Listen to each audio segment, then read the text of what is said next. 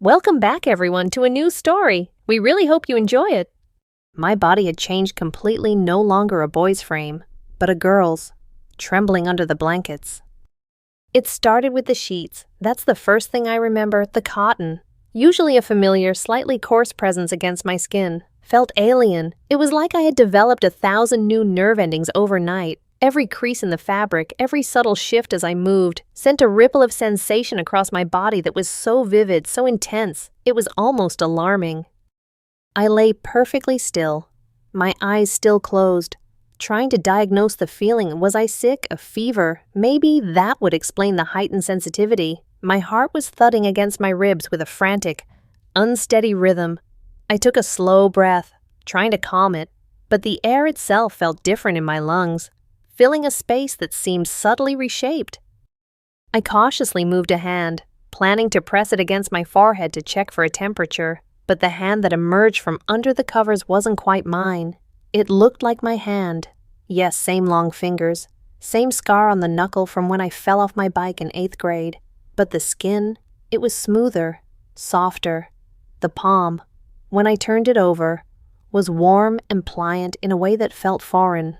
There was a delicateness to it that made me clench it into a fist, a reflexive, panicked action. Panic began to bubble in my chest, hot and sharp. I threw the blankets off and sat up, my head spinning. The room was the same.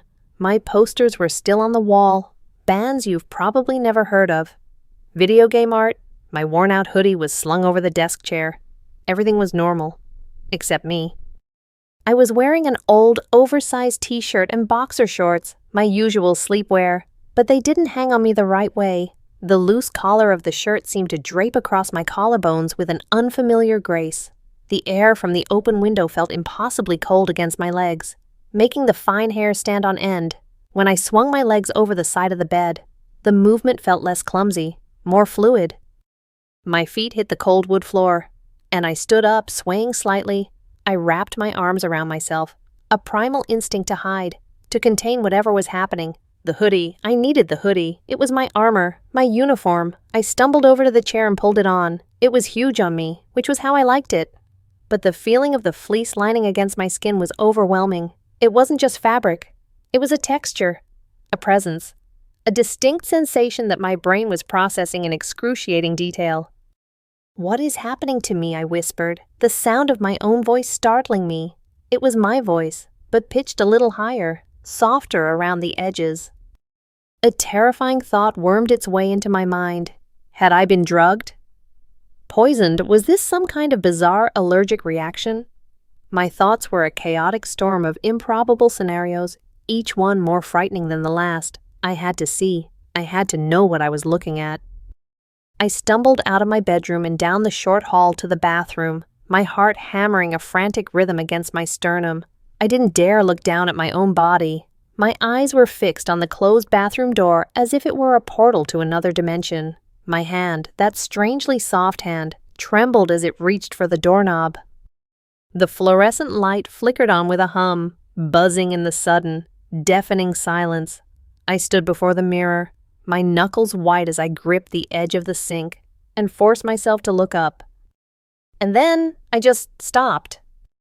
It was my face, Alex's face, but it was also not my face. The changes weren't drastic, not like in the movies. It was 1,000 tiny alterations that added up to something fundamentally different. My jawline seemed less sharp, softer. My skin, which was usually prone to a bit of oiliness and the occasional breakout, was clear and smooth, with a strange kind of inner luminescence. My eyes, the same dark blue they'd always been, were wide with terror, but the shape of them, the way my eyelashes framed them, it was different, more open, softer. Fear, cold and absolute, washed over me. This was impossible. This was a nightmare. I was still asleep. I had to be. I splashed cold water on my face, the sensation of the droplets hitting my skin shockingly real. I looked back at the mirror. The face was still there, dripping, staring back at me with my own horrified eyes. But beneath the fear, a different feeling began to stir. It was a tiny, insidious spark of something I had never, ever allowed myself to feel before: curiosity. A morbid fascination with the stranger in the mirror who was also me. My gaze dropped from my face to my neck, to the line of my shoulders under the bulky hoodie. My posture was different. I was holding myself differently. My shoulders slightly hunched as if to hide a chest that felt tender and strange. I tried to straighten up, to stand like I normally would, shoulders back, feet planted apart, but it felt wrong. The stance was forced, unnatural. My body wanted to settle into a different posture, one where my weight was shifted slightly, my hips aligned in a way they never had been before. It was the most terrifying contradiction I had ever experienced. Every signal my brain was sending me screamed that this was wrong, a violation, a waking nightmare. But my body felt strangely at ease. The subtle new alignment felt right. If this is so wrong, a tiny treacherous voice whispered in the back of my mind, why does it feel so familiar? I didn't have an answer. I just stood there, dripping water onto the floor, staring at a reflection I didn't recognize, my entire world tilting on its axis. I spent the rest of the morning in a daze, a ghost in my own home. I managed to pull on my usual jeans and another hoodie, but the act of dressing was an ordeal. The rough denim chafed against my sensitive skin. The way the jeans were cut, the way they fit around my waist and hips, it was all wrong. I felt like I was wearing a costume, and a poorly fitting one at that. My older sister, Chloe, was in the kitchen making coffee. She was 2 years older, a whirlwind of confidence and sharp intelligence who always seemed to know exactly what she wanted. We were close, but there was always a part of her I felt I could never quite reach, a level of understanding that was just beyond my grasp. She didn't look up when I came in, but I knew she sensed my presence. She was always preternaturally aware of her surroundings. "Morning," she said, her voice bright and chipper. "You look like you've seen a ghost." I mumbled something noncommittal and grabbed a mug from the cabinet. My movements were clumsy, uncertain. I was so intensely aware of my own body, of how it moved through space, that I couldn't act naturally. I felt her eyes on me as I poured myself some orange juice. "Everything okay, Alex?" she asked, her tone shifting slightly. The casual cheerfulness was gone, replaced by a focused scrutiny. "Fine," I croaked, my voice still feeling unfamiliar in my throat. "Just tired?" I avoided her gaze. I couldn't look at her. I felt like if she looked too closely, she would see right through the hoodie and jeans, right through the skin, and see the terrifying wrongness underneath. I could feel my body language betraying me, the way I hugged my arms to my chest, the way I made myself smaller, as if trying to shrink away from her attention. The day crawled by in a blur of anxiety. I tried to play video games, my usual escape, but I couldn't focus. The controller felt slick and strange in my soft hands. The vibrations from the gameplay seemed to travel up my arms and settle unpleasantly in my chest. I gave up and retreated to my room, pulling the blankets over my head like a little kid hiding from monsters. The monster, however, was me. Late that afternoon, there was a soft knock on my door. "Alex, can I come in?" It was Chloe. I didn't answer, but she opened the door anyway. She stood in the doorway for a moment, her expression unreadable. "I need you to come to my room," she said. It wasn't a request. "There's something we need to talk about." A cold dread settled in my stomach. I followed her, my feet dragging. Her room was always neat, meticulously organized, a stark contrast to my comfortable chaos. Books were arranged by color on her shelves, and her desk was clear except for a laptop and a small, sleek object I didn't recognize. She closed the door behind us, the click of the latch sounding like a jail cell locking. She gestured for me to sit on her bed while she remained standing, her arms crossed. "You've been acting weird all day," she began, her voice calm, almost clinical. "Avoiding me? Hiding?" "I don't know what you're talking about," I lied, my voice shaking. She didn't call me out on the lie. Instead, she walked over to her desk and picked up the object I had noticed earlier.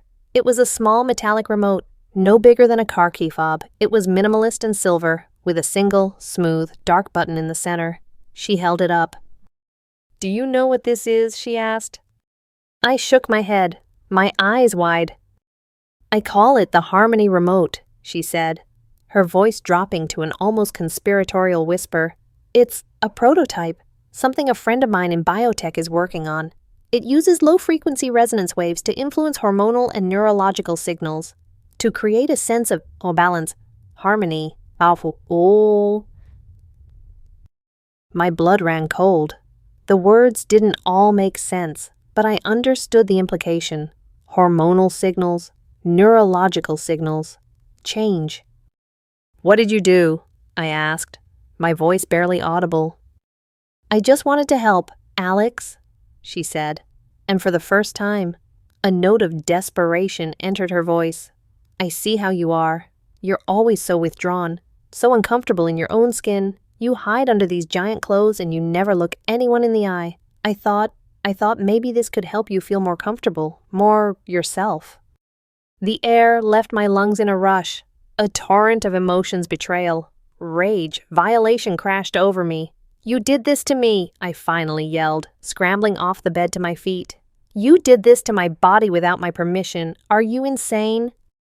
My voice cracked. I was trembling from head to toe, not from the changes in my body, but from the sheer, overwhelming sense of being invaded. My own sister. She had treated me like a lab rat, an experiment. "I didn't think it would be so dramatic," she said, taking a step back, her composure finally cracking. She looked scared. The dial was only set to a very low level. It was just supposed to be a subtle mood adjustment, to ease some of your anxiety. "Anxiety," I shrieked, laughing a hysterical, broken laugh. "You've turned me into this, and you thought it would help my anxiety." We were shouting now, a messy, ugly argument born of years of unspoken things. I was screaming about trust and betrayal. She was defensively trying to justify her insane actions in the heat of the moment as she gestured wildly to make a point. The Harmony remote slipped from her grasp. It clattered onto the hardwood floor. As it hit, the single dark button must have been depressed. A wave of energy, silent and invisible, washed through me. It was 100 times more powerful than the lingering effects I had been feeling all day. My knees buckled. I cried out, a sharp, involuntary sound, and collapsed to the floor, curling into a ball. For a moment, there was a searing, constricting pain in my chest, as if a vice were being tightened around my ribs. It was terrifying. I thought I was having a heart attack. But then, just as quickly as it came, the pain dissolved. It didn't just fade, it melted away, replaced by an overwhelming sensation of relief. The tight, anxious knot that had lived in my sternum for as long as I could remember simply unclenched. My frantic heartbeat, which had been racing all day, slowed to a calm, steady, easy rhythm. It felt dull, pleasant. Chloe was by my side instantly, her face pale with horror. "Alex, oh my God, Alex, I'm so sorry. Are you okay?" I couldn't answer. I was too busy processing the sensation, the change that was happening to me. It wasn't entirely painful. Lying on the floor, my body flooded with whatever that remote had just done. I felt a profound, inexplicable sense of peace. The war inside me, the constant battle between my mind and my body, had suddenly gone silent. I hated Chloe for what she had done. I was furious and violated. But a terrifying new thought surfaced, drowning out even the anger. I was afraid that if she turned the remote off, if she stopped whatever was happening, this feeling of finally being right would be lost forever. And that was a thought more frightening than any other. "I'm so sorry." Chloe's apology was a broken whisper in the quiet of her room. The Harmony remote lay on her desk, deactivated, a silent, silver menace. The intense wave of sensation had subsided, leaving me with the same heightened sensitivity and altered physical state as before. But the echo of that profound calm remained.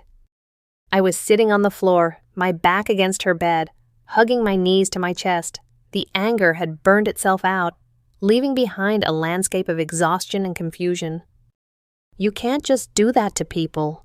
"Chloe," I said, my voice hoarse, "you can't play God."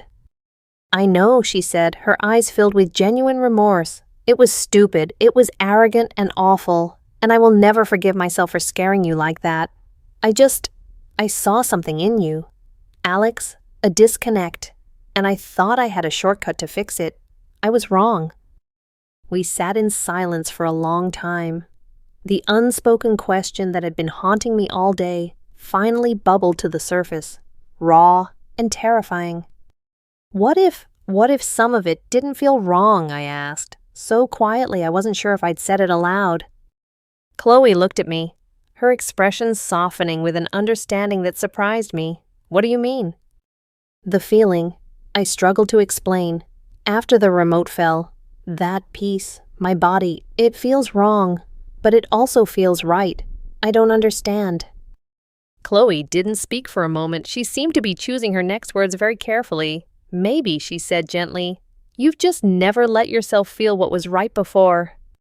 She stood up and walked over to her closet, pulling the doors open. It was a neatly organized world of fabrics and colors that had always felt like a foreign country to me. She hesitated, then pulled out a few items. She laid them carefully on the bed next to me. They were simple, nothing dramatic or flashy. A soft cream-colored cashmere sweater, a simple navy blue A-line skirt that looked like it would fall just to the knee, and, placed almost shyly to the side, a set of simple, discreet women's underwear, a soft cotton bra, and matching briefs, both in a plain, gentle gray. Just to see, Chloe said softly, not for anyone else. Not even for me, just for you, so you know what it feels like. My heart started pounding again, but this time it wasn't just fear. It was a nervous, trembling curiosity. I stared at the clothes. They seemed impossibly forbidden, impossibly intimate, especially the underwear. I had never touched anything like it. Just try it on, Chloe urged, her voice a gentle nudge. I'll leave. Take as long as you need. The door will be locked. She gave me a small, encouraging smile and then slipped out of the room, the lock clicking softly behind her. I was alone with the clothes. For a full 5 minutes, I just looked at them. Then, with hands that shook so badly I could barely function, I began to undress. My hoodie and jeans felt like a heavy, restrictive shell. Taking them off was a relief. I stood there in my boxers and t-shirt, my body feeling pale and exposed in the afternoon light. I picked up the gray briefs first. The cotton was softer than any fabric I had ever felt. It was an act of immense will to step into them, to pull them up. The feeling was transformative. They hugged my hips in a way my boxers never had. There was a gentle, supportive pressure that was entirely new. It felt secure. It felt correct. Next was the bra. My hands were fumbling and clumsy. I had seen girls in movies do this 100 times, but my fingers felt thick and useless. I managed to get it on, but struggled with the clasp at the back. After a frustrating minute, I twisted it around, fastened it at the front, and then carefully rotated it back into place. The straps settled on my shoulders, and the soft cups rested against my chest. It wasn't tight or constricting. It was just there, a gentle boundary, a quiet definition of a shape I was only just beginning to comprehend. The sensation of the elastic band against my skin, right below my chest, was strangely comforting. I pulled the soft sweater over my head. It draped over my frame beautifully, the cashmere whispering against my sensitive skin. Then I stepped into the skirt. It settled at my waist, the fabric swishing softly around my knees. It covered my legs. The parts of me I'd always felt were too lanky, too awkward. The skirt didn't hide them. It reframed them. I stood there for a moment, my eyes closed, just feeling the light pressure of the bra straps, the gentle hug of the waistband on the briefs, the way the skirt moved when I shifted my weight. For the first time all day, the sensations weren't alarming. They were just sensations, and they felt good. They felt like they belonged. With a deep, shuddering breath, I turned to face the full-length mirror on the back of Chloe's door. And for the first time in my life, I didn't want to look away. The person in the mirror wasn't a boy in a dress. The clothes didn't look like a costume. They looked like they belonged on the body wearing them. The soft lines of the sweater complemented the new softness in my shoulders. The skirt gave my posture a natural grace. My face, which had looked so strange and alien that morning, now looked fitting. The softer features seemed to harmonize with the clothes. A wave of emotions crashed over me, a confusing, chaotic storm. There was shame, hot and immediate, "What are you doing? This is wrong." There was profound confusion. "Who is that person?" There was a surge of relief so powerful it made my knees weak. "I don't hate what I'm seeing." And beneath it all, a deep trembling fear. If I like this, then who am I? Tears started to well in my eyes, blurring the reflection. They weren't tears of sadness or joy. They were tears of pure, overwhelming release. For one moment, standing in my sister's room, dressed in her clothes, the constant, grinding dissonance of my life had gone quiet. The boy in the mirror was gone, and I didn't miss him. After that day in Chloe's room, something shifted irrevocably. The Harmony remote was put away, locked in a box. The dramatic, forced changes were over, but the subtle, underlying reality of my body remained. And now, the psychological door had been opened, and there was no closing it. Chloe and I talked for hours. We talked more than we had in our entire lives. I stumbled through my confusion, and she listened, her guilt having transformed into a fierce, protective determination to help me figure this out. A few days later, she proposed an idea. "Let's go out," she said. My blood ran cold. Out where like this, the thought of anyone seeing me was terrifying. "Not like this in a big way," she explained quickly. "Subtly. We'll be discreet. Jeans, a nice sweater, something that fits you properly. No makeup, maybe just a little to even out your skin. The goal isn't to make a statement. The goal is just to exist, to walk around and see what it feels like." I was terrified, but a part of me, the part that had felt that glimmer of peace in front of the mirror, was also desperate to know. An hour later, I was dressed in a pair of Chloe's dark wash skinny jeans that fit me perfectly, a simple burgundy knit sweater, and a pair of gender-neutral sneakers. She had worked a tiny bit of concealer under my eyes and brushed my hair so it fell across my forehead in a way that softened my features. Looking in the mirror, I saw not a caricature, but a plausible, quiet, androgynous teenager. My name, for this excursion, was still Alex. It was my safety blanket. We went to a coffee shop in a part of town where we were unlikely to run into anyone we knew. The entire walk from the car to the front door felt like a mile-long tightrope. I was convinced every person on the street was staring at me, dissecting me, seeing the wrongness. I kept my head down, my shoulders hunched, my hands shoved deep into the pockets of a light jacket Chloe had loaned me. "Breathe, Alex," Chloe whispered as she held the door open. "Just be normal." The bell above the door chimed, announcing our arrival. The cafe was warm and smelled of coffee beans and baked sugar. It was half full, a gentle hum of conversation and clinking mugs filling the air. No one looked up. No alarms went off. The world didn't stop and point. We got in line. "What do you want?" Chloe asked. Just a hot chocolate," I stammered, my voice barely a whisper. When we got to the counter, a young guy with kind eyes and a friendly smile looked at us. "What can I get for you ladies today?" he asked, his gaze flicking between Chloe and me. "Ladies." The word hit me like a physical blow, but not a painful one. It was a shock, a jolt of electricity that made my heart leap into my throat. He hadn't hesitated. He hadn't squinted or looked confused. He had just seen me and registered me as female. Chloe ordered for both of us, and I stood there, mute and stunned, as we waited for our drinks. I risked a glance around the cafe. A couple of girls at a table were laughing over their phones. An old man was reading a newspaper. No one was paying us any attention. It was so beautifully, terrifyingly normal. "Hot chocolate for Chloe?" the barista called, then looked at the second cup. He caught my eye. "And a hot chocolate for you, miss."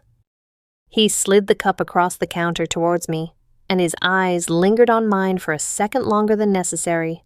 He gave me a small, polite smile. It wasn't a leer. It wasn't predatory. It was just a nice smile, a moment of simple, human acknowledgement. My face flushed hot. I grabbed the cup, my fingers trembling slightly, and muttered, "Thank you."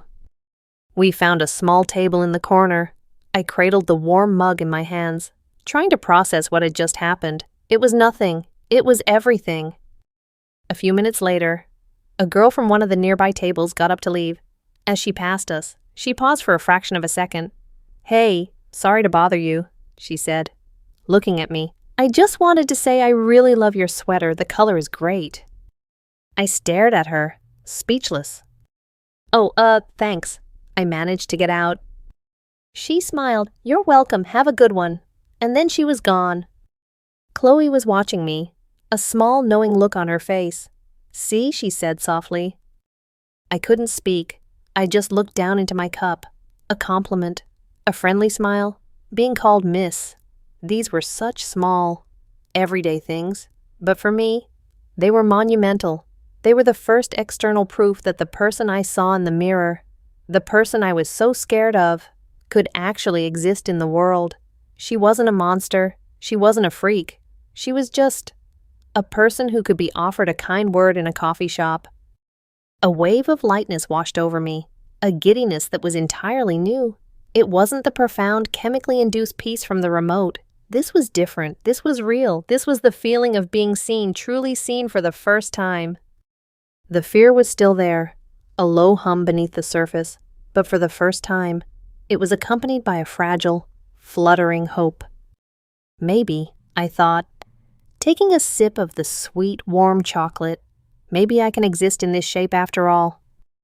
The coffee shop outing was a turning point. It didn't solve everything, but it proved that survival and maybe even a little bit of acceptance was possible out in the real world. This emboldened me. The journey started to turn inward, from the external reactions of strangers to the internal landscape of my own identity.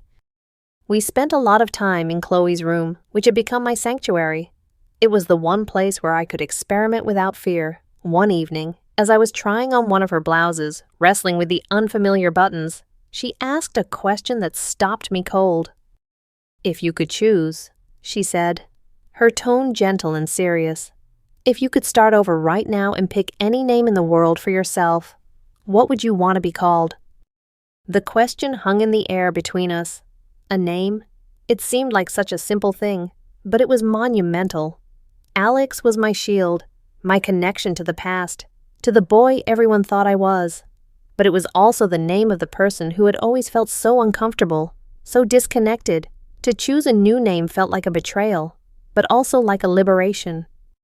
I sat on her bed, the half-button blouse forgotten. I thought about all the names I had ever heard. Jessica too common, Emily too sweet. I wanted something that felt like me, or the me I was starting to discover. Silence stretched on for what felt like an hour. Chloe waited patiently, not pushing. Finally, a name surfaced in my mind. It was close to my old one, a gentle evolution rather than a violent break. It felt familiar and new at the same time. "Alexa," I whispered, testing the sound of it on my tongue. The A at the end softened it, changed its entire shape. I think I'd want to be called Alexa. Chloe smiled, a wide, genuine smile that reached her eyes. "It's beautiful," she said. "Alexa, it suits you." Hearing her say it, hearing the name directed at me, sent a shiver down my spine. It felt right. It felt like coming home. From that day on, in the privacy of her room, I was Alexa. And with a new name came a new project, building the person who would wear it. This wasn't just about clothes anymore. Chloe, in her typically organized and determined way, started treating it like a semester project. "Okay, Alexa," she said one afternoon, pulling up a chair. "Let's work on your walk." It had never occurred to me that I needed to work on my walk. I just walked. But she was right. My old gait was heavy-footed and clumsy. She showed me how to shift my center of gravity, to let my hips move more naturally, to take smaller, more deliberate steps. We paced back and forth across her bedroom floor for hours, me feeling like a ridiculous giraffe, her giving gentle corrections. "Less stomping," she'd say. "Think lighter." Slowly, agonizingly, it started to feel less like a performance and more like second nature. Then came my voice. My natural speaking voice had already started to feel a little higher, a little softer, but it was still rooted in a masculine pattern. Chloe found videos online about vocal training, about resonance and pitch. We did exercises, humming and practicing speaking from the front of the mouth instead of deep in the chest. "Say hello, how are you?" she'd instruct. "Hello, how are you?" I'd repeat, my voice cracking. It was embarrassing and frustrating, but little by little, I found a new register, a voice that was still mine, but clearer, softer, and more aligned with the person I was becoming. Makeup was the next frontier. We started small. She showed me how to apply a little foundation to even out my skin tone, how to use a touch of mascara to make my eyes stand out. It wasn't about creating a mask. It was about accentuating the features that were already there, the ones I had started to see in the mirror. I loved the meticulous, quiet process of it. Each brushstroke felt like an act of self-care, a way of gently claiming my own face. With each new skill, each small physical change, my confidence grew in tiny increments. I started to look in the mirror not with fear, but with a kind of creative curiosity. I could see Alexa emerging. She was shy, she was a little awkward, but she was there. I started touching my own body with a new sense of ownership instead of a familiar, old disgust. I'd run my hand over the soft fabric of a skirt I was wearing, or touch the place where my collarbones were now more defined. These were not narcissistic acts, but acts of reconciliation. I was making peace with the vessel I lived in. One evening, after successfully navigating a full face of subtle, natural-looking makeup, I looked at my reflection and for the first time, I smiled. A real, unforced smile. It transformed my face. The person looking back at me looked happy. The fear hadn't vanished entirely. It was a constant companion, a shadow that whispered doubts in my ear, but it was no longer the dominant voice. It was slowly being drowned out by a quiet, steady feeling of peace. The peace didn't come from a remote control anymore. It came from me. It came from the conscious, deliberate, and joyful act of becoming myself. The secret world of Alexa, confined to Chloe's bedroom and a few anonymous public spaces, couldn't last forever. As I became more comfortable and confident in my new identity, the act of switching back to Alex when I left the sanctuary of that room became increasingly painful. It felt like putting on a heavy, ill-fitting coat. The old name grated on my ears. The old clothes felt abrasive. The disconnect was becoming unbearable. The first person we had to tell was our mom. Dad had passed away a few years earlier, leaving the three of us to navigate our own small, quiet universe. Mom was a good person, loving and supportive, but also pragmatic and, in her own way, traditional. I had no idea how she would react. The fear of her rejection was a cold, heavy stone in my stomach. Chloe helped me plan it. We decided to do it on a Sunday afternoon, when the house was quiet and there were no pressures of work or school. There would be no dramatic reveal. I would simply present myself as I was. That afternoon, I took a deep breath and got dressed. I chose a simple, dark green dress, soft, comfortable, and modest. I did my makeup lightly, just enough to feel put together. I didn't look like I was playing dress-up. I just looked like me, like Alexa. I found Mom in the living room, reading a book. Chloe was with her, a silent pillar of support. I walked in and stood there, my hands twisting nervously in front of me. Mom looked up from her book, her reading glasses perched on her nose. She saw me, and her friendly smile faltered. Her eyes widened slightly as she took in my appearance, the dress, the hair, the subtle shift in my whole demeanor. She took her glasses off slowly. "Alex," she said, her voice full of confusion. What is this? Is it for a play?" My throat closed up. All the words I had practiced vanished. I looked at Chloe, my eyes pleading. Chloe stepped forward slightly. "Mom," she said, her voice calm and steady, "we need to talk to you about something. This isn't a costume. This is who Alex is." "Alexa," I corrected, my voice a small, trembling sound. "My name is Alexa." Mom stared at me, then at Chloe, then back at me. A storm of emotions flickered across her face: confusion, disbelief, worry, and something I couldn't quite name, maybe fear. "I don't understand," she said, shaking her head. "Alex, honey, you're a boy." The words were a blow, but they weren't said with malice. They were said with the deep, ingrained certainty of a mother who had raised a son for 18 years. Tears started to stream down my face. I couldn't stop them. "No, Mom," I managed to choke out. "I'm not. I think I've been a girl all along, but I didn't know how to say it." I didn't even have the words for it. I just knew I was wrong. I was broken. I told her everything, or I tried to. I stumbled through the story, leaving out the part about the Harmony remote that was Chloe's secret to confess later, if she chose to. I talked about the lifelong feeling of disconnect, of being a stranger in my own skin. I talked about the peace I felt when I finally saw a reflection that made sense. Chloe chimed in, explaining things I couldn't articulate, talking about gender identity and how it was different from who someone is attracted to. She was my translator, my advocate. When I finished, the room was thick with silence, broken only by my quiet sobs.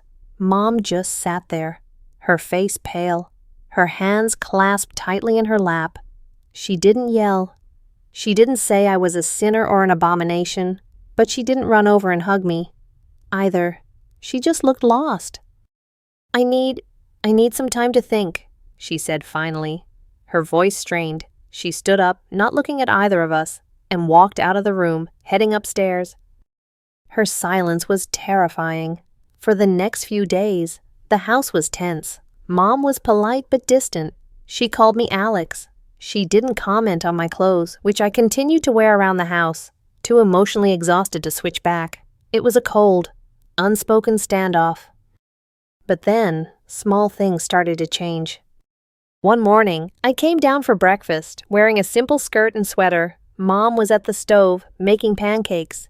She didn't say anything at first. She just put a plate in front of me. Then, quietly, without looking at me, she said, "There's more coffee if you want some. Alexa." The name, spoken hesitantly in her voice, was the most beautiful sound I had ever heard.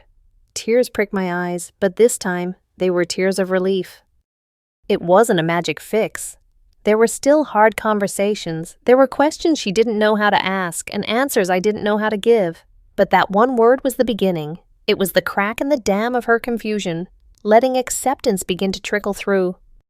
From then on, I wore what I wanted at home. No more hiding, no more sneaking into Chloe's room. The simple act of walking down the stairs in a dress and having my mother not flinch, of sitting at the dinner table and being part of the family without pretending to be someone else, it was a feeling of safety I had never known. The house was no longer just a place I lived.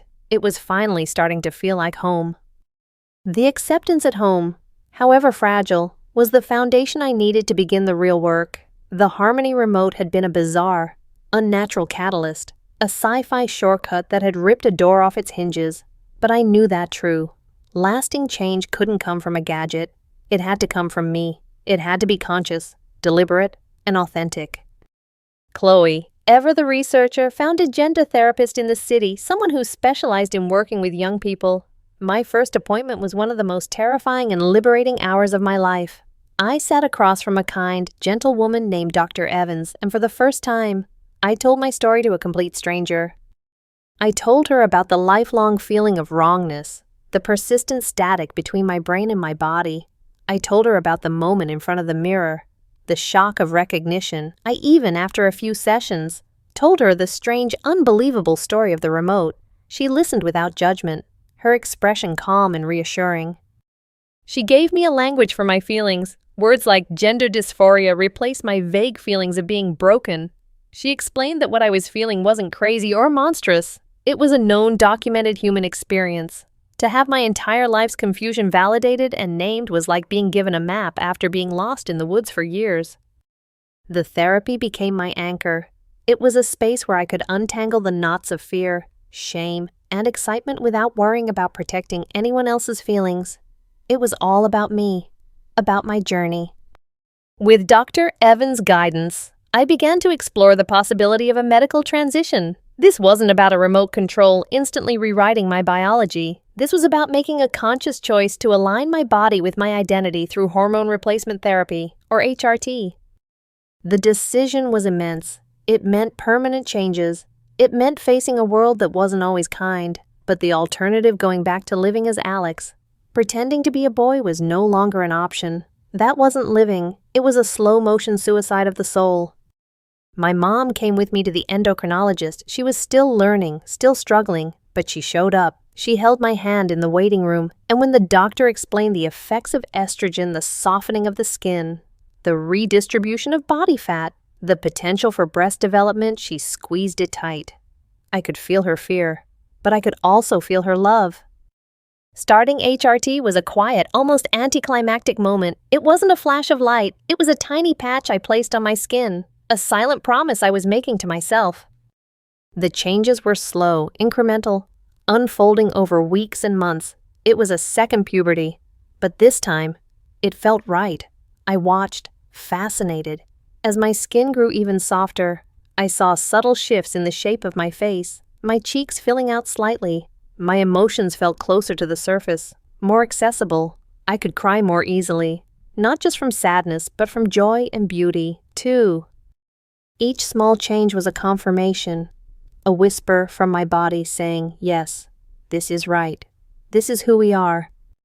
I was no longer relying on magic. I wasn't being controlled or manipulated. Every step I took was my own. Every change that happened was a result of my own choice, my own will. I was building myself, day by day, patch by patch. The remote had shown me a destination, but I had chosen to walk the path myself, to earn it, and in doing so, I was finally, truly taking control of my own life. 1 year can feel like a lifetime. The person I was, the scared, confused boy cowering under a hoodie, felt like a character from a book I had read long ago. He was a part of my story, a crucial chapter, but he wasn't the whole story. The evening of my high school graduation was warm and humid, the air thick with the scent of cut grass and blooming jasmine. A year ago, the thought of attending this event would have filled me with a deep, paralyzing dread. I would have been swallowed by an ill-fitting suit. My name would have been called the wrong name, and I would have felt like an imposter walking across that stage. But tonight was different. I stood in front of the full-length mirror in my bedroom. Staring back at me was Alexa. She was wearing a simple, elegant navy blue cocktail dress that fell just below her knees. Her hair, which she'd been growing out for the past year, was styled in soft waves that framed her face. Her makeup was subtle but confident. She looked calm. She looked happy. There was a soft knock on my door. "You ready?" Chloe asked, poking her head in. She stopped in the doorway, a wide, proud smile spreading across her face. "Wow," she said softly. "You look amazing, Alexa." She came into the room, her own formal dress swishing around her ankles. She walked up behind me and reached out, not to control, not to manipulate, but to gently adjust the strap on my dress that had slipped slightly off my shoulder. We met each other's eyes in the mirror. In her gaze, I saw the entire journey reflected back at me, the fear, the fight, the confession in her room, the first tentative steps out into the world. Her misguided, dangerous actions had started all of this, but her unwavering support and love had been the bridge that got me to where I was now. We had found a new kind of harmony, one that wasn't artificial, but was built on honesty and forgiveness. "Thanks to you," I said, my voice thick with emotion. Downstairs, Mom was waiting with a camera, her eyes shining with tears. These weren't the tears of confusion and fear from that terrible Sunday afternoon. These were tears of pride. She fussed over my hair, told me I was beautiful, and hugged me tightly. The hug wasn't hesitant or awkward. It was the full, unconditional embrace of a mother who loved her daughter. At the ceremony, I sat between my friends, people who had known me as Alex but had effortlessly, and with so much kindness, learned to know me as Alexa. When the principal called my name Alexa Marie Thompson, a cheer went up from my little section of the crowd, led by Chloe's unmistakable whoop of joy. I walked across the stage, my heels clicking confidently on the wood. I shook the principal's hand, accepted my diploma, and smiled for the camera. It wasn't a forced smile, not a grimace for a photograph. It was real. It came from a place of such profound relief and joy that it felt like it could light up the entire auditorium. Later that night, after the parties and congratulations, I stood on our back porch, looking up at the stars. The night was quiet, and for the first time in my life, so was my mind. The static was gone. The dissonance had faded. There was no more war between my mind and my body. There was just me, Alexa. The journey wasn't over. I knew there would still be challenges, still be moments of doubt and difficulty, but I was no longer a frightened girl trembling under the blankets, a stranger in my own skin. I was myself, whole and complete. The remote was long gone, a forgotten relic of a bizarre past. There was no more magic, no more secrets. There was only family, there was only self-determination, and there was the quiet, steady, beautiful peace of a genuine smile, my own.